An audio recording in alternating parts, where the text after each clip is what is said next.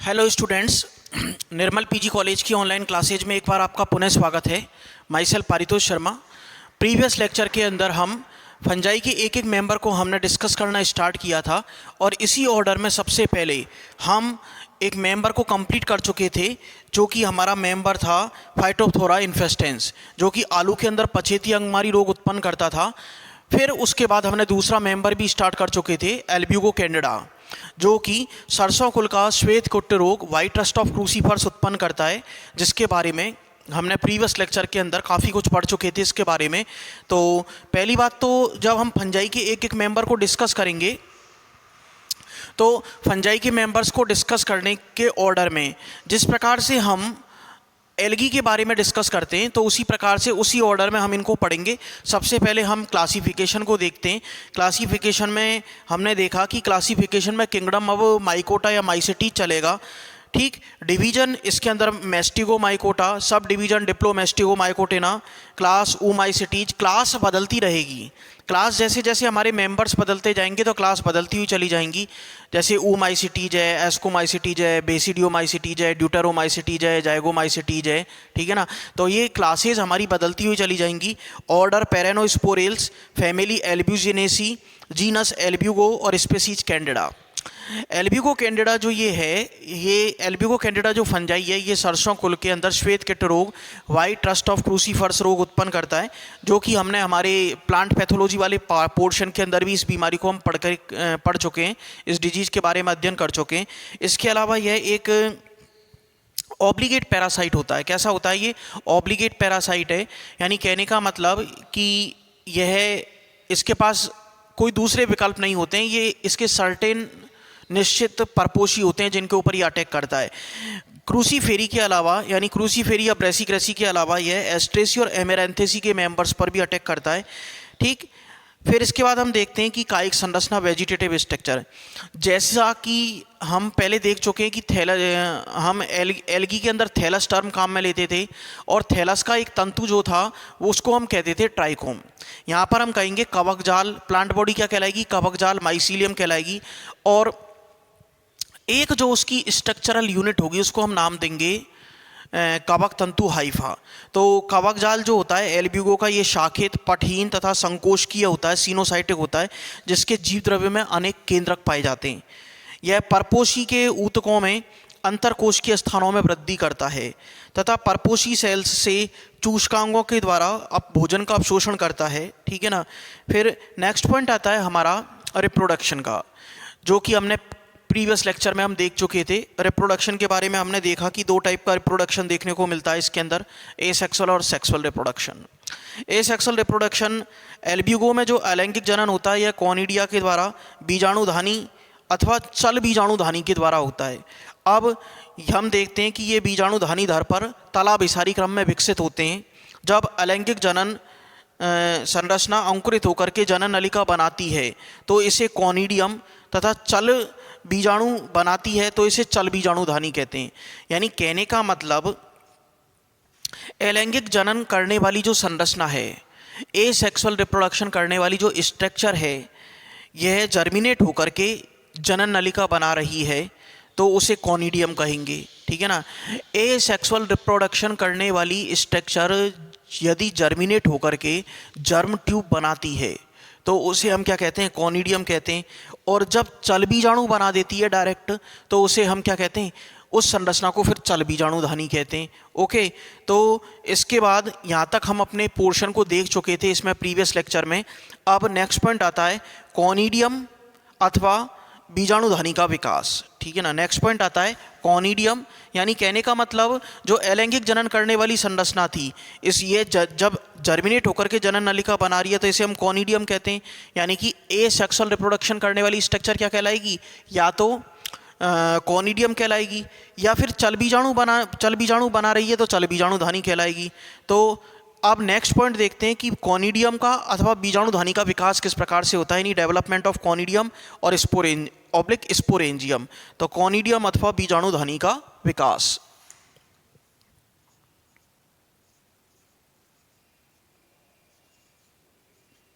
कॉनिडियम अथवा बीजाणुधानी का चल बीजाणुधानी भी लिख सकते हैं, बीजाणुधानी का विकास।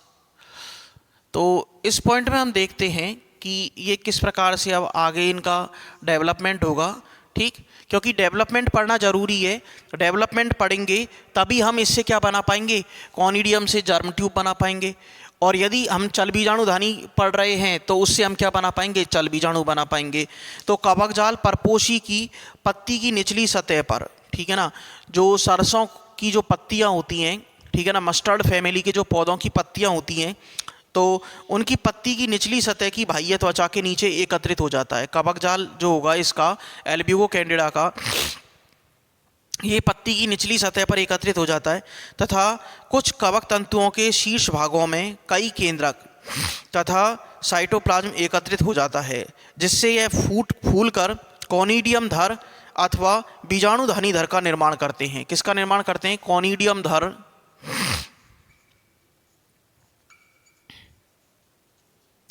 कॉनिडियम धर अथवा बीजाणुधानी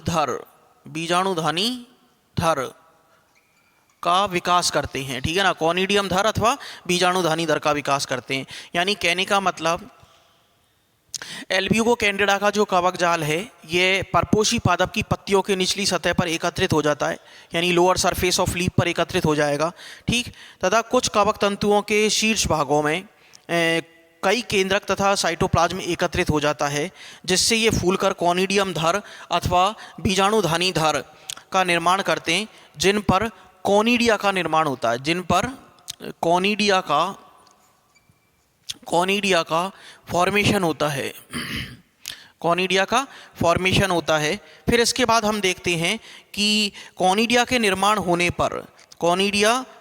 होने पर परपोषी की बाह्य त्वचा पर एक प्रकार का दबाव पड़ता है, जिससे यह फट जाती है तथा फटे हुए भाग से कॉनिडिया जिसके कारण कॉनिडिया की सतह पर परपोषी श्वेत स्पॉट के रूप में बाहर दिखाई देते हैं। इसे ही हम क्या कहते हैं, श्वेत किट रोग कहते हैं या वाइट रस्ट ऑफ क्रूसीफर्स रोग कहते हैं। अब एक बार हम इसका वेजिटेटिव हाइफा देख लेते हैं, फिर इसके बाद एक डायग्राम हम ये देखते हैं कि किस प्रकार से ये पत्ती की निचली सतह पर दबाव डाल करके कॉनिडिया बाहर निकलते हैं। तो सबसे पहले हम इसका एक बार वेजिटेटिव हाइफा देख लेंगे।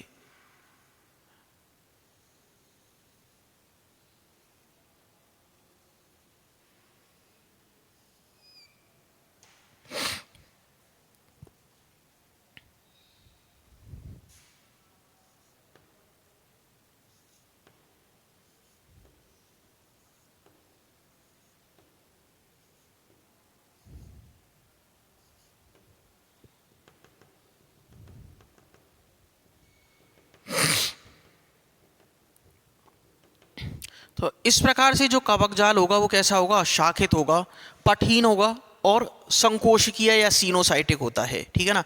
इसे हम क्या नाम देंगे, vegetative Haifa, vegetative Haifa, HYPHA, ठीक है ना, HYPHA, ठीक है ना। अब हम देखते हैं कि किस प्रकार से जो कवक जाल होता है यह परपोषी की जो पत्ती की निचली सरफेस होती है, लोअर एपिडर्मिस पर दबाव डाल करके बाहर फट करके कॉनिडिया बाहर निकलते हैं।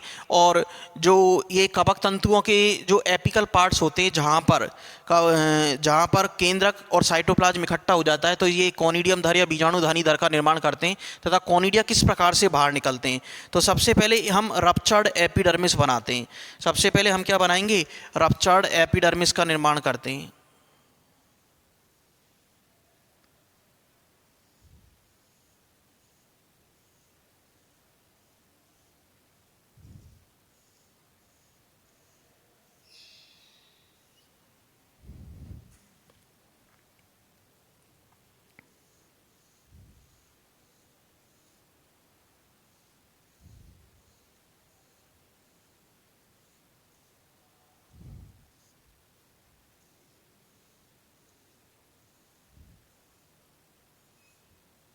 ये हमने रप्चर्ड एपिडर्मिस बना दी, ठीक।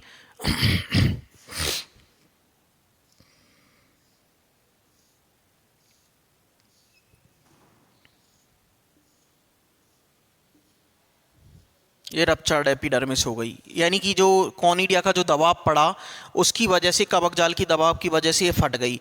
अब इसके बाद हम होस्ट टिश्यू बना देते हैं सबसे नीचे की तरफ, और फिर होस्ट टिश्यू से हम क्या बनाएंगे, चेन ऑफ कॉनिडिया। ओके,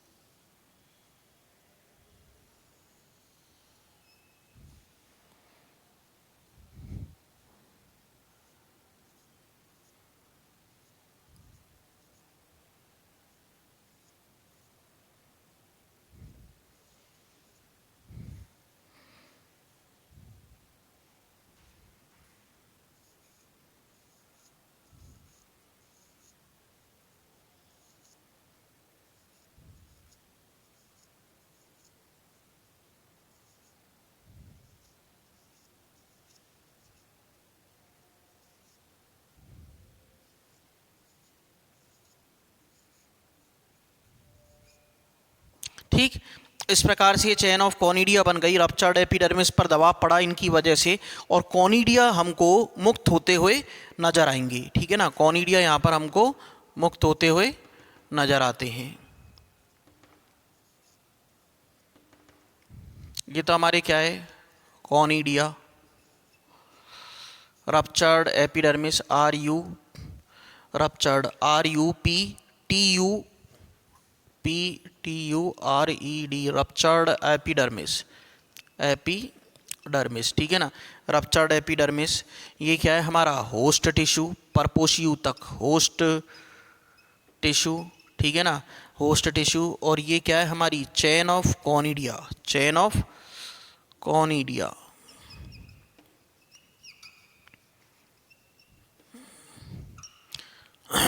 तो इस प्रकार से जो ये white rust of cruciferous disease होती है, इसके अंदर जो सरसों कुल की या एमेरेंथेसी कुल के अंदर ऐसा हमको देखने को मिलता है कि यहाँ पर ये एपिडर्मिस रप्चर्ड होती है, और एपिडर्मिस रप्चर्ड होकर के फिर इसके बाद में चेन बनती है कॉनिडिया की, और कॉनिडिया की चेन बन करके उनके ऊपर दबाव डालती है एपिडर्मिस के ऊपर, और इस दबाव की वजह से ये फट जाती है, और जिसके कारण ये हमें स्पष्ट नज़र आता है। और जो पत्ती की लोअर एपिडर्मिस जब फटती है तो वहाँ पर हमको वाइट स्पॉट्स के रूप में ये नज़र आने लग जाते हैं, वाइट स्पॉट्स के रूप में ये हमको नज़र आने लग जाते हैं।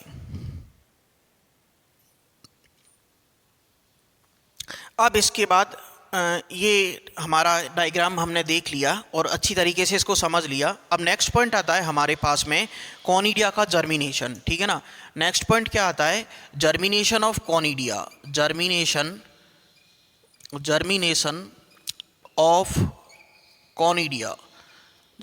Of conidia. ये हमारे पास नेक्स्ट पॉइंट आता है कि यह कॉनिडिया का जो जर्मिनेशन होगा वो किस प्रकार से होगा। यानी कॉनिडिया के जर्मिनेशन के ऊपर ही डिपेंड करता है कि ये यदि जर्मिनेशन होकर के यदि जर्म ट्यूब बन रही है तो ये कॉनिडियम कहलाएगी, ये स्ट्रक्चर। ठीक, और यदि चल बीजाणु का विकास हो रहा है तो ये चल बीजाणुधानी कहलाएगी। ओके, तो इसमें हम देखते हैं कि कॉनिडिया का प्रकीर्णन किसके द्वारा होता है, हवा के द्वारा। जो इसका डिस्पर्शन होगा वो एयर के द्वारा होता है, और उपयुक्त होस्ट, सूटेबल होस्ट जहाँ पर इसका अंकुरण होता है, ठीक है ना, जहाँ पर इसका अंकुरण होगा, यानी इसके लिए उपयुक्त होस्ट की यदि हम बात करें तो कौन कौन से फैमिली के मेंबर्स होंगे, ब्रेसिग्रेसी के मेंबर्स इसके लिए सूटेबल होस्ट हैं। इसके अलावा एस्ट्रेसी के और एमेरेंथेसी के, ये 3 फैमिलीज़ के मेंबर इसके लिए सूटेबल होस्ट हैं। तो हवा के द्वारा इसका डिस्पर्शन होकर के ये ब्रेसिक्रेसी है, एमेरेंथेसी है और एस्ट्रेसी है, इनके मेंबर्स के ऊपर ये अटैक करता है। फिर इसके बाद अंकुरण की विधि जल की उपलब्धता पर भी निर्भर करती है, ठीक है ना, यानी कि वाटर की जो अवेलेबिलिटी है उसके ऊपर डिपेंड करती है। यदि जल उपलब्ध होता है तो चल बीजाणु, यदि वाटर अवेलेबल है तो चल बीजाणु अथवा बीजाणुधानी सीधे ही जनन नलिका का निर्माण करती है। यानी अब हमारा ये कन्फ्यूजन दूर हो चुका है कि ये कब तो जनन नलिका बनाएगी, कब ये चल बीजाणु का निर्माण करेगी। ठीक, हमने पहले ये देखा कि यदि ये जर्म ट्यूब बना रही है तो हम इस स्ट्रक्चर को नाम देते थे कॉनिडियम। चल बीजाणु का डायरेक्ट निर्माण कर रही है तो ये कहलाती थी चल बीजाणुधानी। कॉनिडिया कब कॉनिडियम कहलाएगा और चल बीजाणुधानी यानी अलैंगिक जनन करने वाली संरचना कब कॉनिडियम कहलाएगी, कब चल बीजाणुधानी कहलाएगी, इसको हम इस प्रकार समझ सकते हैं कि ये वाटर की अवेलेबिलिटी के ऊपर डिपेंड करता है कि यदि वाटर अवेलेबल है, ठीक है ना, जल उपलब्ध होता है तो यह चल बीजाणु बनाती है, ठीक है ना, जूस्पोरेंजियम का निर्माण, जूस्पोरेंजिया का निर्माण करेगी और खुद क्या कहलाएगी, जूस्पोरेंजियम कहलाएगी। और यदि वाटर अवेलेबल नहीं है तो बीजाणुधानी सीधे ही किसका निर्माण कर लेती है, जनन ट्यूब का निर्माण कर लेती है, बनाकर कॉनिडिया की तरह अंकुरित हो जाती है, ठीक है ना। फिर आगे हम देखते हैं कि यदि जल उपलब्ध होता है तो जल उपलब्ध हो तथा टेम्परेचर 10 डिग्री सेल्सियस के लगभग हो तो बीजाणुधानी का जीव द्रव्य 4 से 12 केंद्र की जीव द्रव्यकों में विभाजित हो जाता है तथा प्रत्येक एक केंद्र की जीव द्रव्य से एक द्विकशाभिकीय बाइफ्लैजिलेट चल बीजाणु का निर्माण होता है, जिसके चारों ओर भित्ति बन जाने के कारण यह सिस्ट बना लेता है। यानी ये क्या हो जाता है, खुद एनसिस्टेड हो जाता है तथा कशाभिकाएं लुप्त हो जाती हैं। तथा कशाभिकाएं कैसी हो जाती हैं, लुप्त हो जाती हैं।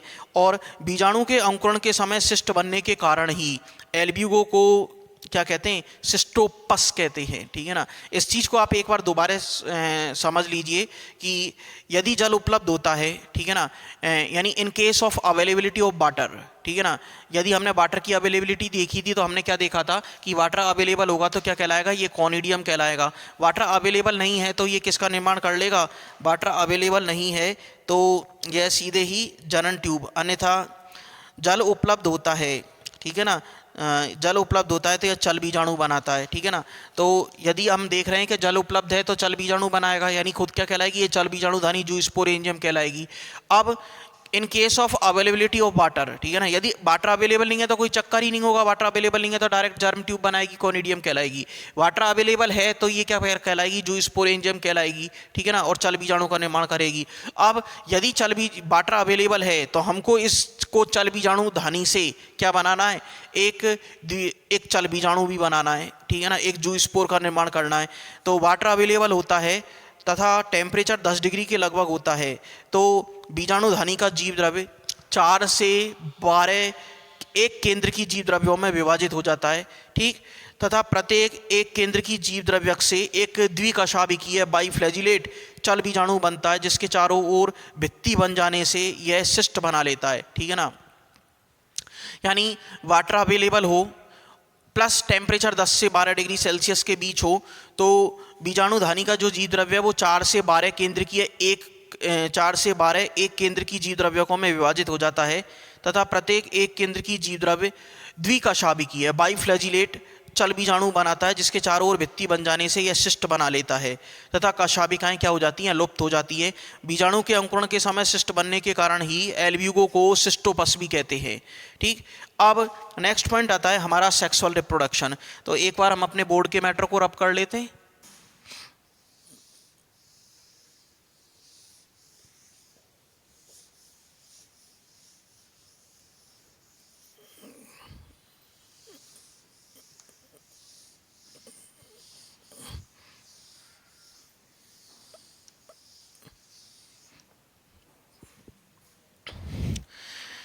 भाई आपको जैसा कि पता है कि हमने इसके अंदर रिप्रोडक्शन के दो मेथड्स देखे थे, ए सेक्सुअल और सेक्सुअल रिप्रोडक्शन के मेथड्स देखे। तो ए सेक्सुअल रिप्रोडक्शन का मेथड तो हमारा कंप्लीट हो गया। अब दूसरा आता है हमारा सेक्सुअल रिप्रोडक्शन। दूसरा कौन सा आता है, सेक्सुअल रिप्रोडक्शन, ठीक।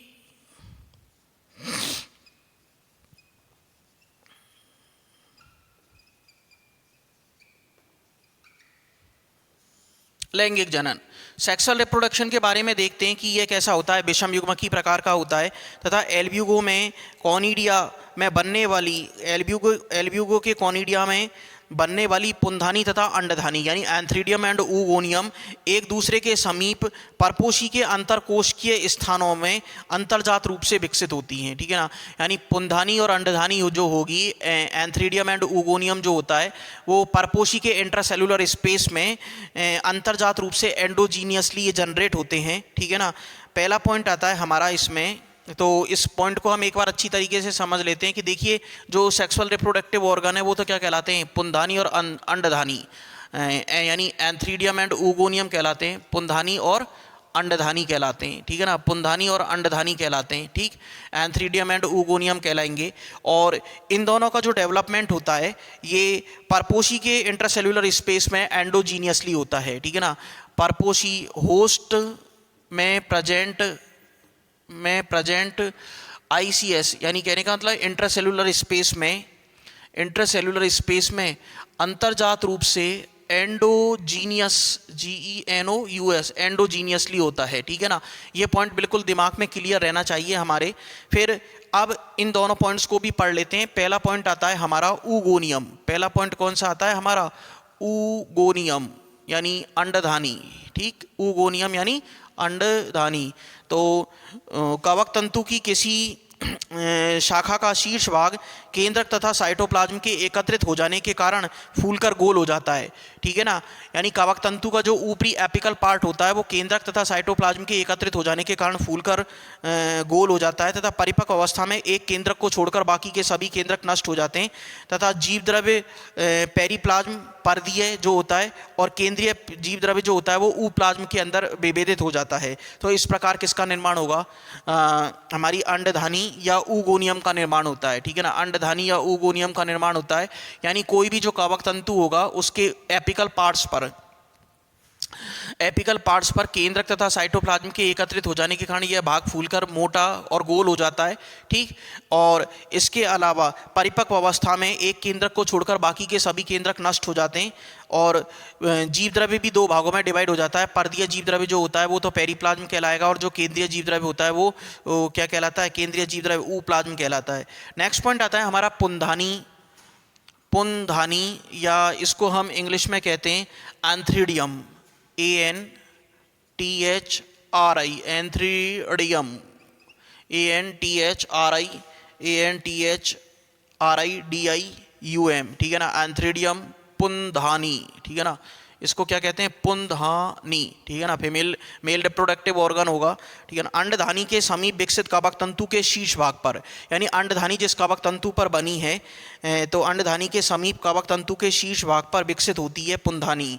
और कवक तंतु का शीर्ष भाग में केंद्रक तथा साइटोप्लाज्म के एकत्रित होने के कारण यह क्लब शेप्ड स्ट्रक्चर मुग्दलाकार हो जाता है तथा निषेचन ट्यूब फर्टिलाइजेशन ट्यूब अंडधानी की भित्ति को भेदते हुए जीव द्रव्य में प्रवेश करती है तथा नारयुग्मक तथा केंद्रक आपस में मिलकर के, ठीक है ना, आपस में फ्यूज्ड होकर के ऊ स्पोर का निर्माण कर लेते हैं, जिसे हम क्या कहते हैं, निषिक्तांड, जिससे हम क्या कहते हैं, निषिक्तांड ऊ स्पोर का निर्माण कर लेते हैं, ठीक है ना। ऊ स्पोर का निर्माण कर लेंगे, ठीक है ना। क्या कहलाएगा, ये ऊ स्पोर कहलाता है, ठीक। अब नेक्स्ट पॉइंट आता है हमारा जर्मिनेशन ऑफ ऊ स्पोर। नेक्स्ट पॉइंट आता है हमारा जर्मिनेशन ऑफ ऊ स्पोर, यानी कहने का मतलब निषिक्तांड का अंकुरण। तो निषिक्तांड के अंकुरण में हम देखते हैं कि अनुकूल परिस्थितियों में ऊ स्पोर का जर्मिनेशन होता है तथा विभाजन के द्वारा चल बीजाणुओं का निर्माण होता है तथा जो चल बीजाणु जू स्पोर होते हैं ये परपोषी पर पहुंचकर एक जनन नलिका के द्वारा अंकुरित होते हैं। और फिर नेक्स्ट पॉइंट आएगा हमारा डिजीज़ कंट्रोल। तो डिजीज़ कंट्रोल में हम देखते हैं कि एक तो फसल का रोटेशन यानी क्रॉप रोटेशन होना चाहिए, फसल चक्र अपनाना चाहिए, यानी एक ही फसल को लगातार नहीं बोना चाहिए, फसल बदल बदल कर बोनी चाहिए। संक्रमित पौधे एवं खरपतवार को नष्ट कर देना चाहिए। इन्फेक्टेड प्लांट्स और हर्ब्स हैं उनको नष्ट करते रहना चाहिए। और फंगल डिजीज जब भी हम पढ़ रहे हैं तो हमको ध्यान रखना है कि बोर्डो मिश्रण सबसे ज़्यादा फेमस होता है, तो बोर्डो मिश्रण के 0.8% घोल का छिड़काव करना चाहिए, ठीक। फटाफट से हम चलते हैं कि नेक्स्ट पॉइंट आता है हमारा लाइफ साइकिल, ठीक है ना। फटाफट से हम चलते हैं, नेक्स्ट पॉइंट आता है हमारा लाइफ साइकिल।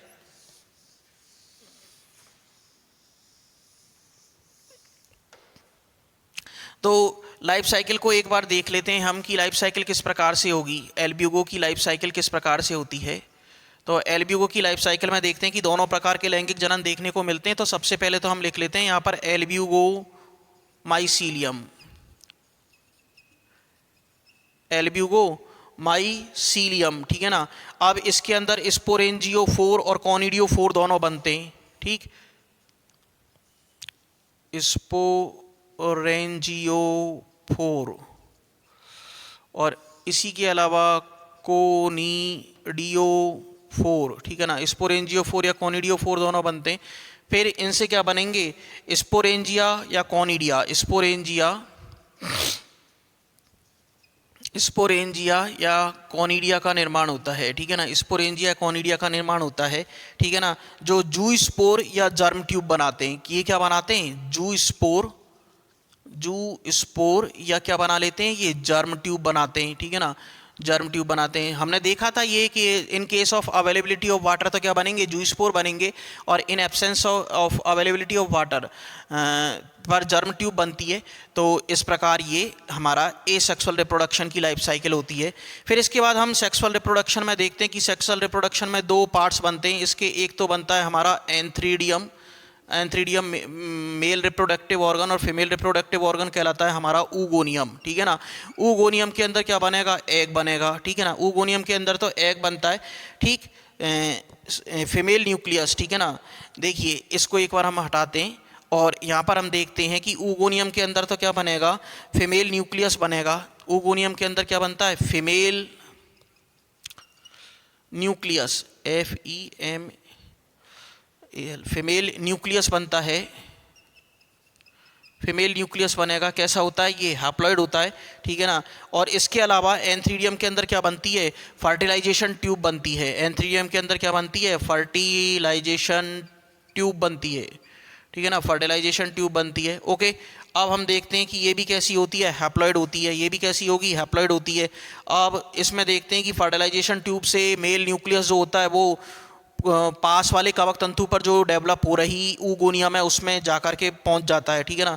तो यहाँ पर क्या बनेगा, ये मेल न्यूक्लियस बनेगा, इससे mail nucleus, NUC, mail nucleus बनता है, ठीक है ना। अब फीमेल न्यूक्लियस और मेल न्यूक्लियस का क्या होगा, आपस में फ्यूजन होगा, और ये प्रोसेस क्या कहलाएगी, फर्टिलाइजेशन। ये प्रोसेस क्या कहलाती है, फर्टिलाइजेशन कहलाएगी। ओके, ये प्रोसेस क्या कहलाएगी, फर्टिलाइजेशन कहलाती है। ये प्रोसेस क्या कहलाएगी, फर्टिलाइजेशन कहलाएगी। अब इसके बाद हम देखते हैं कि फर्टिलाइजेशन से क्या बनता है, ऊस्पोर बनेगा। फर्टिलाइजेशन से क्या बनेगा, ऊस्पोर बनेगा। ओके, तो ऊस्पोर बनने के बाद इसमें मियोसिस होगा। ऊस्पोर बनने के बाद इसमें क्या होगा, मियोसिस होगा, ठीक है ना। मियोसिस होने के बाद क्या बनेगा, इससे जूस्पोर बनेगा। मियोसिस होने के बाद इससे क्या बनेगा, जूस्पोर बनेगा, और जूस्पोर आगे क्या बना लेगा, एल्ब्यूगो का माइसीलियम बना लेगा। ये जूस्पोर भी कैसा होगा, हैप्लॉइड होगा। मियोसिस होने के बाद तो हैप्लॉइड हो जाती है सारी चीज़ें, ठीक। अब ऊस्पोर से लेकर के यहाँ पर हम देखते हैं ऊस्पोर से लेकर के और फर्टिलाइजेशन वाली जो अवस्था है, यानी कहने का मतलब ओनली ऊस्पोर ही ऐसी अवस्था होती है जो डिप्लॉयड होती है, बाकी की पूरी अवस्थाएं कैसी होती है, हैप्लॉइड होती हैं। तो इस प्रकार आज हमने अपने लेक्चर के अंदर एल्ब्यूगो को पूरा कंप्लीट कर लिया, ठीक है ना। नेक्स्ट लेक्चर के अंदर हम नेक्स्ट फंजाई को डिस्कस करेंगे, ठीक है ना। नेक्स्ट लेक्चर के अंदर हम नेक्स्ट फंजाई को डिस्कस करेंगे। और ये जो हमने अब तक देखे, दो मेंबर देखे थे हमने, एक तो एल्ब्यूगो कैंडिडा जो वाइट रस्ट ऑफ क्रूसीफर्स रोग उत्पन्न करता है, और एक फाइटोप्थोरा इन्फेस्टेंस जो आलू के अंदर पछेती अंगमारी रोग उत्पन्न करता है। और इन दोनों की जो क्लासेस देखी थी हमने, इन दोनों की जो क्लासेज को हमने देखा तो ये ऊमाइसिटीज़ थी। फिर ऊमाइसिटीज़ के बाद अब नेक्स्ट लेक्चर के अंदर हम एस्कोमाइकोटेना को स्टार्ट करेंगे, जिनके अंदर 3 मेंबर हमको पढ़ने हैं, सैक्रोमाइसीज, सर्विसीज, ठीक है ना, जिसको हम अक्सर यीस्ट कहते हैं, या फिर एल्कोहल प्रोडक्शन में हम देखते हैं पेनिसिलियम और एरिसाइफी, ठीक है ना। ये 3 मेंबर हम स्टार्ट करेंगे। आज के लिए इतना ही, धन्यवाद।